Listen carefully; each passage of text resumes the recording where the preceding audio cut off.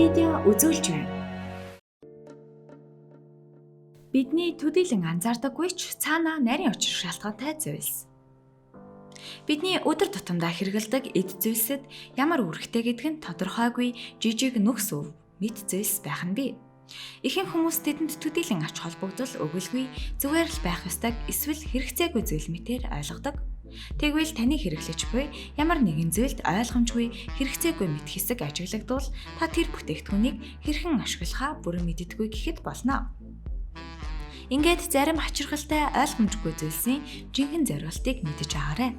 1. Онгоцны цонхон дээрх жижиг нүхнүүд маш чухал. Хэрэв та онгоцны цонхон талын суудалд суух дуртай бол эдгээр нүхийг анзаарсан баха.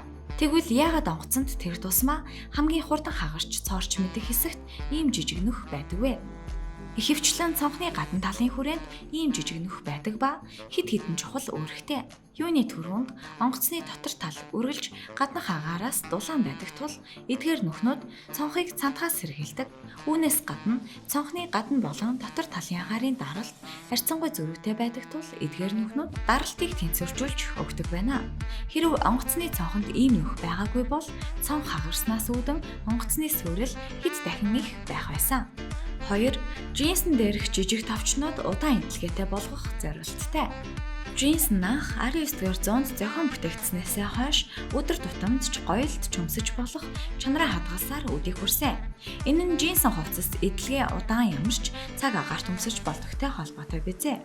Хэрэв та джинсэн өмдөө сайн ажиглавал халаасны ойролцоо ямар үүрэгтэй тодорхойгүй жижиг товчнууд байгаа. Бид бүгд энэ товчнуудыг загварын шийдэл мэтээр боддог. Учир нь тэдэнгүйгээр джинс хачин харагдана. Гэхдээ үүнд та бидний мэддгүй өөр нэгэн шалтгаан бий. Ялангуяа өмнөх үеийн джинсэн хувцснууд загварлаг гэхээсээ илүүтэй удаан эдлэгээтэй байхыг шаардлага болгодог байсан тул эдгээр 5 хэлбэртэй товчнууд тухайн хэсэг дэх чанарыг хадгалах зорилттой хийгджээ. Хүмүүс халаасандаа янз бүрийн зүйл хийх нь хэлбэг байдаг учраас тэр хэсгийн ойдол задрах эсвэл амархан урагдах эрсдэл тулгардаг. Ийхүү халаас хэсгийн заагийг тус 5 хэлбэртэй товчоор эхэлж өгснөөр хүнд зүйл хийх үед халаас урагдахгүй, ойдол нь задрахгүй илүү удаан эдлэгээтэй болно. 3. Машины хянах самбар дээр байдаг кофений дүрс зүрх мөлхөөс сэргийлэх зорилттой. Томоохон машин үйлдвэрлэгчид ашиг тустай байдлыг нь бодолцсон энэхүү тохиолдлыг машиндаа өргөнөөр сулгах болжээ. Хэрэв та Audi, Volvo, Mercedes, Benz машин ундаг бол хянах самбартай аяхтай кофений дүрс хаяа анивчиж байгааг анзаарсан баха. Энэ нь таныг төр зогсож амсхийг хэрэгтэйг сануулж буй хэрэг юм. Зарим үйлдвэрийн машин нойрмоглохыг илрүүлэх горонтой байдаг. Энэ нь хурд, игнэ эзлэх байтал, дугуйны өнцөг зэрэг олон төрлийн мэдээллийг боловсруулж таны нойр хүрч буй эсхийг тогтоодог гэжээ. Ингээд машин таныг зөөрмөглөж байна гэж тогтоомогт дуу чимээ өгч мөн аяг хэлбэрт гэрэл анивчснаар танд хит ядарсан үедээ жолоо барих нь аюултай гэдгийг сануулсаар байдаг. 4. Залгихаас сэргийлсэн гашуун бодис. Хүүхдүүд тоглож байсан зүйлээ залгих эрсдэл хамгийн өндөр байдаг. Маш олон хүүхдүүд тоглоомын жижиг хэсгүүдэд санаандгүй залгиснаас үүдэн эмнэлэгт хүргэгддэг байна. Харин Nintendo компани одоо үед ч мөн ийм жижиг чипүүд бүхий тоглоом үйлдвэрлэсэн хэвээр бөгөөд хүүхдүүдийг тоглоом залгихаас сэргийлэх нэгэн арга олсон нь тухайн хэсгүүдийн гадаргууд амандаа хүргэх боломжгүй гашуун бодис төрөгдөг болжээ. 5. Машин дотроо гацах үед ашиглах нууц түгжээ. Аимшигын эсвэл гэмт хэргийн төрлийн кинон дээр хүмүүс машин дотор гацаж байгаа үзэгдэл их гардаг. Хэрэв хизээ нэгэн цагт танд ийм зүйл тохиолдвол бүх машинд яаралтай үед дотор талаас нэг түгжээ байдгийг санаарай. Уг түгжээ нь анх хүүхдүүд хүртэл нээж чадах үс байхаар бүтээгдсэн бөгөөд 2001 оноос хойш үйлдвэрлэгдсэн бүх машинд ийм түгжээ хийхээр хуульчилжээ. Мөн байруул нь харанхуйд гэрэлтдэг бөгөөд ингэснээр харанхуйд бодит амьдрал дээр аюул тулгарах үед энэхүү түгжээг олоход илүү амар болгосон ба гар хүлээстэй нөхцөлд амаарч нээж болох ажээ. 6. Хайруулын тавг тогооны байруул дээрх нүх. Дэлхийн хаанч очсон ихэнх хайруулын тавг тогооны байруул нүхтэй байгааг харж болно. Эдгээр нүх нь дизайны талаасаа сайхан харагдахгүй хэдий ч тэднийг хананд өлгөхөд амар байдаг. Тэгвэл үүнээс гадна өөр нэгэн зорилгоор энэхүү нүхийг ашигладаг ажээ. Тэр нь хоол хийх үедээ халбах болон жижиг шанагны суурь болгох юм.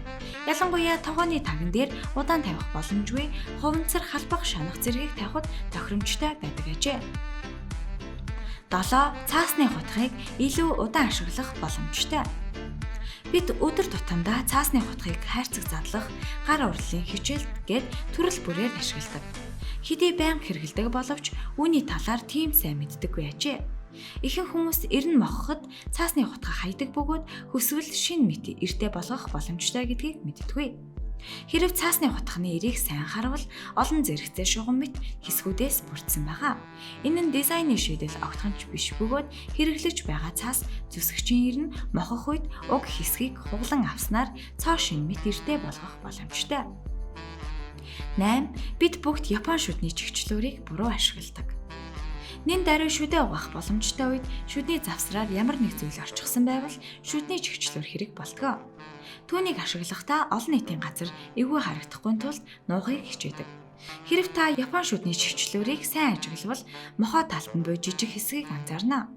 Энэ хэсэг нь таны шүдийг илүү сайн чичлэхэд туслах бус хооллож байхдаа шүдний чигчлүүрээ тавьж болох суурин зориулттай байх юм. Үзүүрт нь байх энэ хэсгийг хаглаад шүдний чигчлүүрээ түүн дээр тавиад хооллож болно. 9. Балны таг хахахаас сэргийлэх жижиг нүхтэй байдаг. Олон бал ийм нүхтэй хийгдсэн байдаг. Хэрв та авьяастай нэгэн бол ийм нүхийг ашиглан шүглдэх боломжтой. Үүнээс өөрөөр хэрхэн ашиглахыг харин ихэнх хүмүүс мэддэггүй. Тэгвэл энэхүү нүх нь хүүхдүүдэд зориулагдсан ажээ. Хүүхдүүд хичээл дээр үргэлж үзэг балныхаа таглагаар тоглодог ба санаандгүйгээр залгих магадлалтай. Харин үүн дээрх жижиг нүх нь агаарыг нэвтрүүлж амьсгалын замыг чөлөөтэй байлгадаг. Тиймээс хэрв эдгээр нүхнүүд байгаагүй бол балны таглаа залгих нь хүүхдэд маш аюултай юм аа. Танд энэ бичлэг таалагдсан бол лайк дарж, манай саг видео чаналыг subscribe хийж, шинэ бичлэгүүдийг цаг алдалгүй хүлээн аваарай.